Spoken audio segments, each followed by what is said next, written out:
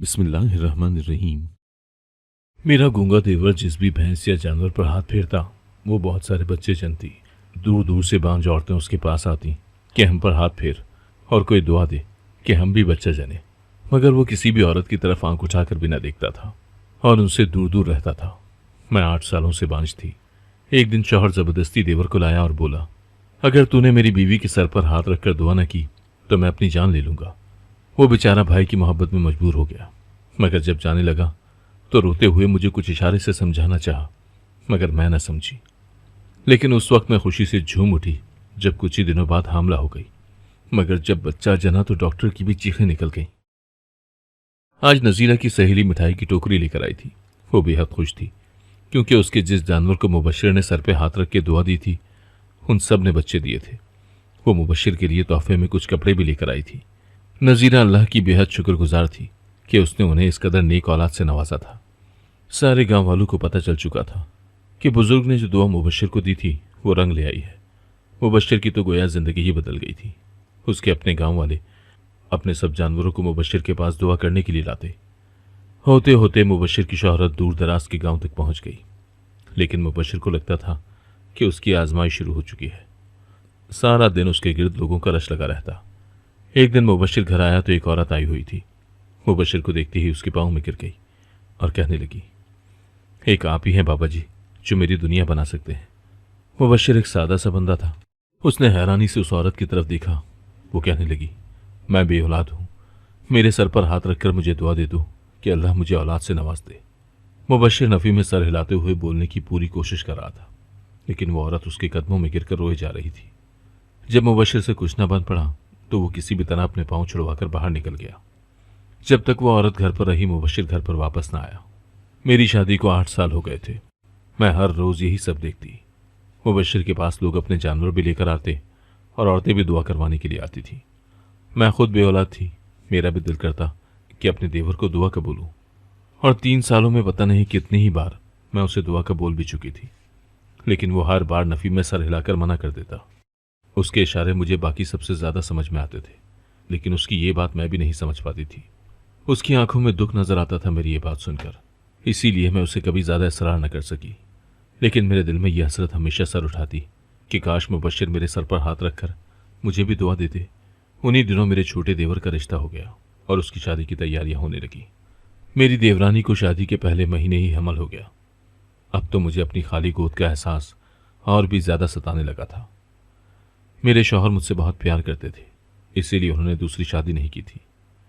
लेकिन बच्चे की महरूमी उनके चेहरे पर साफ नजर आती थी और मैं चाहकर भी कुछ नहीं कर सकती थी। मेरा देवर घर वालों की निस्बत मेरे ज्यादा करीब था, क्योंकि उसके सारे इशारे सबसे ज्यादा मुझे ही समझ में आते थे। लेकिन मेरी बात सुनकर उसके चेहरे पर फैलने वाला दुख मुझे बार बार इसरार करने से रोक लेता था। वो मेरे छोटे भाइयों की तरह था और मुझे बेहद अजीज था। उसे बार बार दुखी भी नहीं कर सकती थी। मेरी दुआ देने की बात पर जब वो नफी में सर हिलाते हुए कोई इशारा करता तो उसकी समझ मुझे भी नहीं आती थी। दिनों पर दिन गुजरते चले जा रहे थे और मेरी देवरानी को अल्लाह ने एक खूबसूरत बेटा दिया। हमारे सब घरवाले बेहद खुश थे। वो बशीर तो सारा दिन बच्चे को गोद में उठाए रखता था, 1 मिनट के लिए भी बच्चों को खुद से ना उतारता। एक तरफ तो मैं बेहद खुश थी, लेकिन दूसरी तरफ दुखी थी, क्योंकि मेरे शौहर के चेहरे पर अब बेहद महरूमियां नजर आने लगी थी। हमने शहर के सारे डॉक्टर्स को दिखा दिया था। वो कहते थे कि दोनों नॉर्मल हैं, किसी एक में भी कोई खामी नहीं है, हमें इंतजार करना होगा। लेकिन 8 से 9 साल एक लंबा अरसा होता है इंतजार का, जिसका फल हमें नहीं मिला था। अब तो गांव में भी मुझे बांझ बांझ बुलाने लगे थे। इस सारी सूरत हाल में मेरे शौहर डिप्रेशन में जाने लगे। उनके दिल में बच्चे की ख्वाहिश बहुत मजबूत हो रही थी और उसके पूरे होने की उम्मीद भी खत्म होती जा रही थी। वो बात बात पर मुझसे भी चिढ़ने लगे और मुझ पर चीखना चिल्लाना उनका मामूल बन गया। मैं खुद भी दुखी थी। मुझसे उनका ये रवैया बर्दाश्त नहीं हो रहा था। सब घर वाले भी मुझसे नाला रहते। अगर मैं शौहर के रवैये की शिकायत सास से करती तो वो भी कहती कि उसका क्या कसूर है, उसने औलाद के लिए एक लंबा अरसा इंतजार किया है, शायद वो भी थक गया है और बेजार हो गया है। गर्मियों के दिन थे, सब लोग सहन में चारपाइयां बिछाकर सो रहे थे। रोने की आवाज सुनकर मेरी आंख खुल गई। जब मैंने उठकर कमरे में जाकर देखा तो मेरे शौहर रो रहे थे। उनको रोते हुए देखकर मैं बेहद परेशान हो गई और आगे बढ़कर पूछा, आपको क्या हुआ है, आप क्यों रो रहे हैं? तो उन्होंने मुझसे मुंह फेर लिया। मेरा दिल कट के रह गया। कहने लगे, कुछ भी करो, जैसे भी करो, लेकिन मुबश्शिर को राजी करो। उसे कहो कि वो तुम्हारे सर पर हाथ रखे और तुम्हें औलाद की दुआ दे। मुझसे औलाद की महरूमी अब बर्दाश्त नहीं होती। मैंने भी उसी वक्त फैसला कर लिया कि अब मुबश्शिर को इतना मजबूर कर दूंगी कि वो मेरे सर पर हाथ रखकर ज़रूर मुझे दुआ दे देगा। अगले दिन मैं मुबश्शिर के पास गई और उसके कदमों में बैठ गई। तुम्हें खुदा का वास्ता है, मेरे सर पर हाथ रखकर मुझे औलाद की दुआ दे दो। मुबश्शिर ने अपने पाँव पीछे खींच लिए और जल्दी से उठकर खड़ा हो गया, लेकिन मैं ज़मीन पर बैठी ज़ारो कतार रोई जा रही थी। मेरे हाथ अभी भी जुड़े हुए थे। वो नफ़ी में सर हिलाते हुए मुझे कुछ इशारे करने लगा और ज़मीन से उठाने लगा, लेकिन हर बार की तरह इस बार भी मुझे उसका ये इशारा समझ नहीं आ रहा था। दुआ दे दो, मुझे दुआ दे दो। मैं रोते हुए बस एक ही रट लगाई जा रही थी। मुबश्शिर की आंखों में आंसू आ गए। वो बाहर चला गया और इस बार भी उसके इनकार से मुझे बेहद तकलीफ हुई। तुमने मुबश्शिर से बात की? शाम को मेरे शौहर ने मुझसे पूछा तो मैंने हाँ में सर हिला दिया। मैंने कहा, मैंने उससे बहुत इसरार किया, उसके कदमों में बैठ गई, उसके सामने हाथ जोड़े, लेकिन उसने फिर भी मुझे दुआ नहीं दी। मेरी बात सुनकर मेरे शौहर के चेहरे पर एक तारीक सा साया लहराया और वो खाना छोड़कर उठ गए। उस दिन के बाद मेरे शौहर अपना ज्यादा वक्त घर के बाहर ही गुजारने लगे और मुझे बुलाना तो बिल्कुल ही छोड़ दिया। एक दिन मेरे शौहर मुझ पर गुस्सा कर रहे थे जब मुबश्शिर घर में दाखिल हुआ। मुबश्शिर को देखते ही मेरे शौहर का गुस्सा 7वें आसमान पर पहुंच गया। मुझे खुद मुबश्शिर पर गुस्सा आने लगा था कि क्या हो जाता अगर वो मुझे दुआ दे देता। मेरी गोद भी हरी हो जाती और मेरे शौहर का रवैया भी मुझसे ठीक हो जाता। मैंने एक बार फिर मुबश्शिर के सामने हाथ जोड़ दिए और कहा, खुदा का वास्ता है, मुझे दुआ दे दो। मेरी बात सुनकर मुबश्शिर घर से बाहर जाने लगा, लेकिन मेरे शौहर उसके रास्ते में आ गए। तुम अभी इसके सर पर हाथ रखकर औलाद की दुआ दो, वरना मैं इसे तलाक दे दूंगा और खुद अपनी जान ले लूंगा। मैं इसे छोड़कर जिंदा नहीं रह सकता, लेकिन औलाद की महरूमी का दुख मुझे अंदर से खाए जा रहा है। तुम क्यों हमारी महरूमी दूर करने के लिए हमें दुआ नहीं देते? मेरा शौहर चीखते हुए उससे बात कर रहा था। मुबश्शिर रोने लगा और रोते हुए मेरे सर पर हाथ रख दिया और चेहरा आसमान की तरफ उठाकर अल्लाह से दुआ करने लगा। मेरे शौहर खुश हो गए क्योंकि हमें पूरा यकीन था कि अब हम साहिब औलाद हो जाएंगे। दुआ देकर मुबश्शिर बाहर चला गया। मैंने और मेरे शौहर ने एक दूसरे की तरफ खुशी से देखा। अगर मुझे पता होता कि मुबश्शिर ऐसे मान जाएगा तो मैं ये धमकी बहुत पहले दे चुका होता। मेरे शौहर ने हंसते हुए कहा। मेरी तबीयत बोझल रहने लगी थी, जी मतलाता और कया आती। ठीक 1 महीने के बाद इस बात की तस्दीक हो गई कि मुझे हमल है। सब घर वाले बहुत खुश हुए। मेरा और मेरे शौहर की खुशी का तो कोई ठिकाना ही नहीं था। हम खुद को हवा में उड़ता हुआ महसूस करने लगे। मेरे शौहर मेरा बहुत ख्याल रखते, मुझे घर का कोई काम न करने देते, मेरे इर्द गिर्द खाने पीने की अशिया का ढेर लगाए रखते। इस खुशी ने तो जैसे हमको दीवाना कर दिया था। मेरा गूंगा देवर अभी भी इशारों में मुझे कुछ समझाने की कोशिश करता, लेकिन मैं चाहकर भी कुछ समझ नहीं पाती थी। मेरे सर पर हाथ रखकर दुआ देने वाली बात गांव में फैल चुकी थी। औरतें दूर दराज के इलाकों से उससे दुआ करवाने के लिए आती थी, लेकिन वह औरतों की तरफ आंख उठाकर भी नहीं देखता था और उनसे दूर दूर रहता था। जब कोई ज्यादा उसके पीछे पड़ जाती तो वो वहां से भाग जाता। मेरी सास भी उसे कहती कि तुम औरतों को भी दुआ दे दिया करो, तुम्हारी दुआ से तुम्हारी भाभी को हमल हो गया है तो अल्लाह इन बेचारियों की भी सुन लेगा। ये सब कहते हुए मेरी सास उस बुजुर्ग की बात भूल चुकी थी, लेकिन तकदीर में जो लिखा है वो होकर रहता है। किसी के भूल जाने से कुछ नहीं होता। वो नफ़ी में सर हिला देता। मैं और मेरा शौहर उसके बेहद शुक्रगुजार थे। जिंदगी एकदम बहुत खूबसूरत लगने लगी थी। यूं ही हंसी खुशी और दुआओं में दिन बसर हो रहे थे और आखिर में डिलीवरी का वक्त आ गया। 1 बजे मुझे दर्द शुरू हुआ तो गाड़ी में डालकर अस्पताल ले गए। एक लंबे और सब्र आजमा तकलीफ के बाद बच्चे की पैदाइश हुई, लेकिन बच्चे को देखा तो डॉक्टर की चीखें निकल गई। एक तो बच्चा एबनॉर्मल था, ना वो इंसान का बच्चा लग रहा था और ना ही किसी जानवर का। उसकी अजीब हैबत थी। मेरे शौहर बच्चे को देखकर सकते में आ गए। जब मुझे पता चला तो मेरे पांव के नीचे से जमीन निकल गई। एक कयामत थी जो हम पर टूट पड़ी थी। मेरी सास ताड़े मार मार कर रोने लगी। मुझे ऐसा लग रहा था जैसे मेरा कलेजा फट जाएगा। कितने अरसे बाद अल्लाह ने मुझे औलाद की नेमत से नवाजा। इससे तो अच्छा था कि मैं बे औलाद रहती। अब ना तो मैं उसे फेंक सकती थी क्योंकि वो मेरी औलाद था, और ना ही उसे अपने पास रख सकती थी क्योंकि वो इंसानों जैसा था ही नहीं। मेरे गूंगे देवर ने जब उस बच्चे को देखा तो रोने लग गया। मुबश्शिर को बाहर अस्पताल में देखकर मैं नंगे पांव उसकी तरफ दौड़ी। क्या इसी वजह से तुम मुझे दुआ नहीं देते थे? मेरी तरफ देखकर उसने रोते हुए हाँ में सर हिला दिया। मेरी तो दुनिया ही दहल गई थी। मेरा शौहर सकते के आलम में खड़ा था। मेरी सांस रोने लगी और कहने लगी, किसी का कोई कसूर नहीं है, सारा कसूर मेरा है। मुझे पीर सुबहानी शाह ने पहले ही बता दिया था कि इसको एक दुआ तोहफे में मिलेगी, लेकिन ख्याल रखना कि इस दुआ को अपने लिए आजमाइश न बना लेना। सारा कसूर मेरा है। मैं पहले मुबश्शिर की बात को नहीं समझ सकी। मैं कैसी माँ हूँ? माँ तो औलाद के दिल की बात समझ जाती है। मैं क्यों अपने बेटी के दिल की बात न समझ सकी? या अल्लाह, ये मैंने क्या कर दिया? मैं खुद अपने गुनाह पर बहुत परेशान थी। ये शिर्क तो मैंने भी किया था। मैंने क्यों अल्लाह के सिवा किसी और से आस लगाई? मैं रो रो कर अल्लाह से माफ़ी मांगने लगी। मेरा सुकून रुखसत हो चुका था। हमारे दिलों को सब्र कैसे आता? हमने सब्र किया था, लेकिन उसके अजर को नहीं जाना था। हमने जल्दबाजी की और नुकसान उठा लिया। या अल्लाह, तू बहुत रहीम व करीम है। तू माफ़ करने वाला है और रहम करने वाला है। मेरी खताओं को बख्श दीजिए। मैं आपकी गुनहगार सी बनती हूँ। मुझसे गलती हो गई। रोते हुए मैं अल्लाह के हुजूर माफ़ी मांग रही थी जब मेरे शौहर ने मेरे कंधे पर हाथ रखा। माफ़ी अल्लाह से सिर्फ तुम्हें नहीं, मुझे भी मांगनी है। मैं तो अल्लाह के साथ साथ तुम्हारा भी गुनहगार हूँ। तुम तो मुबश्शिर को दुआ करने के लिए कहना भी नहीं चाहती थी। मैंने अपने रवैये से तुम्हें इतना मजबूर कर दिया कि तुम उसके आगे झुक गई। सारी न सही, लेकिन ज़्यादा गलती मेरी है। मुझे सीने से लगाए वो भी रो रहे थे। या अल्लाह, यह आजमाइश आपने हमारे सर पर डाली है, इसके लिए सब्र भी हमें आप ही दीजिए। मैं और मेरा शौहर अल्लाह से फरियाद करने लगे। 2 दिन बाद अस्पताल से छुट्टी हो गई तो हम उस बच्चे को लेकर घर आ गए। सारे घर वाले गमज़दा और परेशान थे। न जाने कैसे गांव में ये बात फैल चुकी थी। वो औरतें जो मुबश्शिर से दुआ करवाने के लिए आती थीं, वो अब उसका शुक्रिया अदा करने आई थी कि मुबश्शिर ने उन्हें दुआ नहीं दी और एक आजमाइश से बचा लिया। हम सब अल्लाह के हुजूर रो रो कर माफ़ी मांगते, और बेशक अल्लाह बड़ा मेहरबान और रहम करने वाला है।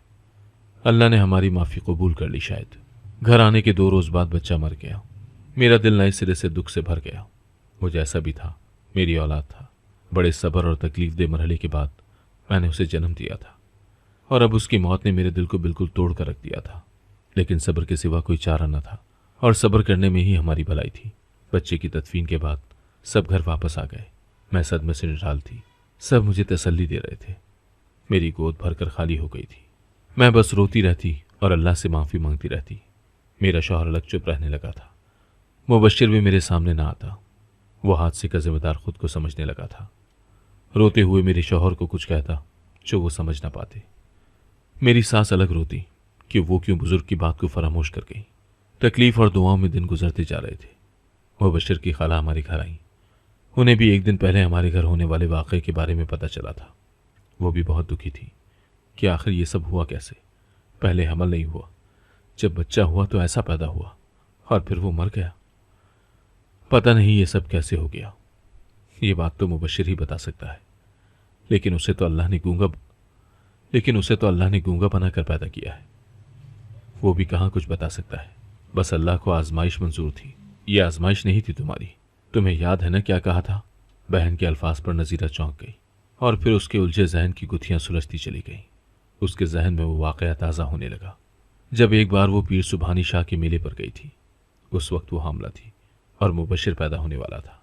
किसी पत्थर से ठोकर लगने पर वो गिर गई और उसे दर्द शुरू हो गया।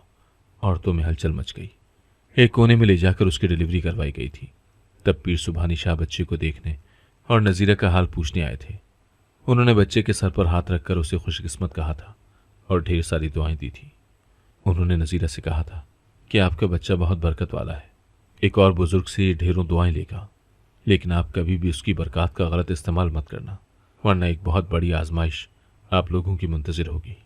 हाँ, बुजुर्ग ने कहा तो ऐसे था, लेकिन मुझे क्या पता था कि ये आजमाइश होगी। नज़ीरा ने अफसरदगी से कहा, अब जो होना था सो हो गया। अल्लाह हम पर रहम करे और हमें माफ़ कर दे। इंशाअल्लाह अल्लाह ज़रूर माफ़ कर देगा। बेशक अल्लाह रहम करने वाला है। नज़ीरा की बहन ने उसे तसल्ली दी।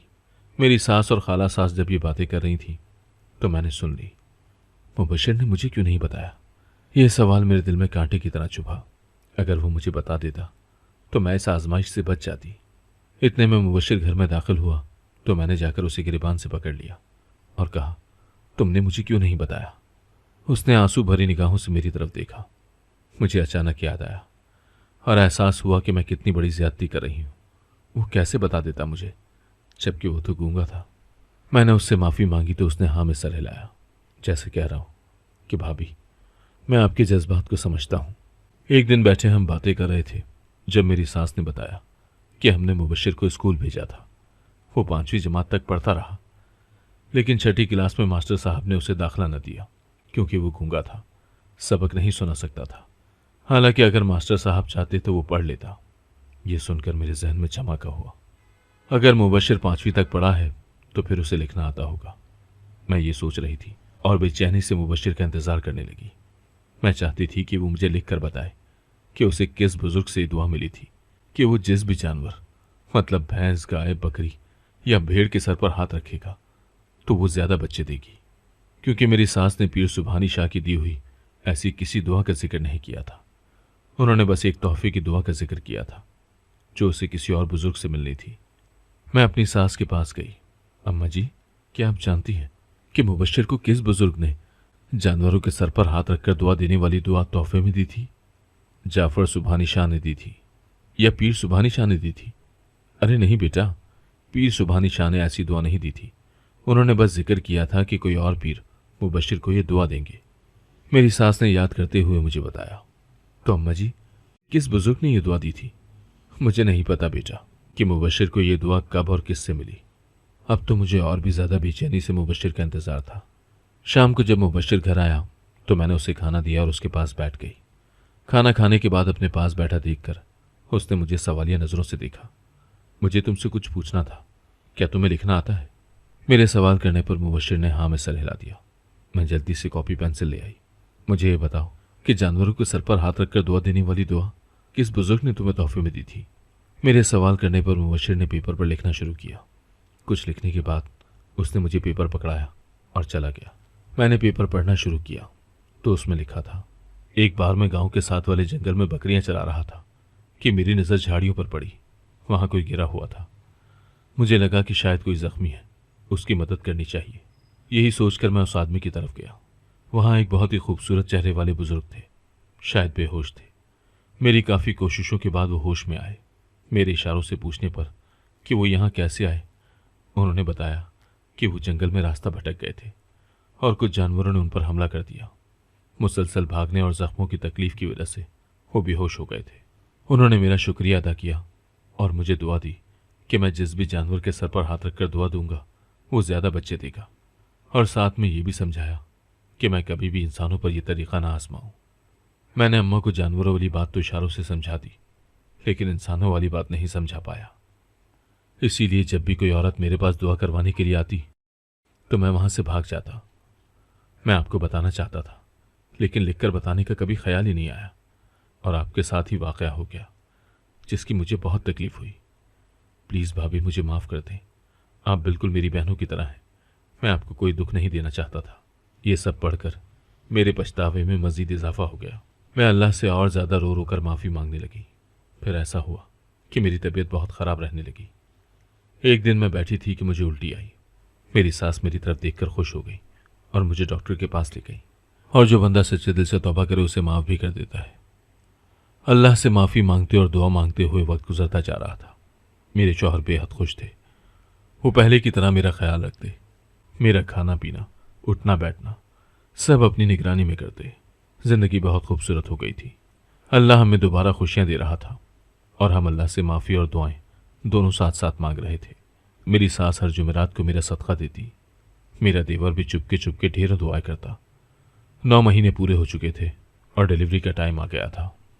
मेरे दिल में बहुत से वसवसे थे, लेकिन अल्लाह की रहमत पर यकीन भी पूरा था। मुझे तकलीफ शुरू हुई तो अस्पताल ले गए। बहुत सी तकलीफ और मुशक्क़त के बाद मैंने एक बेटी को जन्म दिया। मेरा बेटा बहुत सेहतमंद और खूबसूरत था। मेरे शौहर ने अल्लाह का शुक्र अदा किया। सेहतमंद और खूबसूरत बेटा देखकर वो हवाओं में उड़ रहे थे। खुशी के मारे ज़मीन पर उनके पाँव ही नहीं टिक रहे थे। मेरी सास ने फौरन बच्चे का और मेरा सदका दिया। बच्चा देखकर मेरी आंखें तशक्कुर से भीग गईं। मेरे देवर ने बच्चा देखा तो वो बहुत खुश हुआ। वो इशारों से मुझे कुछ बोल रहा था जो मैं अच्छे से समझ गई थी। वो मुझे मुबारकबाद दे रहा था। और बोल रहा था कि मैं बहुत खुश हूँ। उसकी खुशी देखकर मैं भी मुस्कुरा दी। वो दिल से हमारा कितना मुखलिस था मैं जानती थी। उसने तो अभी भी मुझे मजबूर होकर दुआ दी थी। उसने तो उस वक्त भी मुझे मजबूर होकर दुआ दी थी, क्योंकि मेरे शौहर ने उसे खुदकुशी करने की धमकी दी थी। हम बच्चे को लेकर घर आ गए। उस वाक़े के बाद मैंने सबक सीखा कि औलाद कितनी देनी है, कब देनी है, इसका इख्तियार सिर्फ अल्लाह के पास है। कोई भी दुआ करके हमारे लिए औलाद नहीं ला सकता। हमें सिर्फ अल्लाह से मांगना चाहिए, क्योंकि अगर हम कुदरत के फैसलों के खिलाफ जाने की कोशिश करते हैं तो बहुत सी आजमाइशें हमारा मुकद्दर बन जाती हैं। अल्लाह के फैसलों पर हमें सब्र करना चाहिए, क्योंकि हम सब्र के अजर से वाकिफ नहीं हैं। जल्दबाजी हमारे लिए बहुत सारे नुकसान लेकर आती है। अगर आपको आज की कहानी पसंद आई है तो वीडियो को जरूर लाइक कीजिएगा और अपने दोस्तों के साथ भी शेयर कीजिएगा। और हाँ, अगर आपने अभी तक हमारा चैनल सब्सक्राइब नहीं किया तो जरूर सब्सक्राइब करें। मिलते हैं कल एक नई और दिलचस्प कहानी के साथ। अल्लाह हाफिज।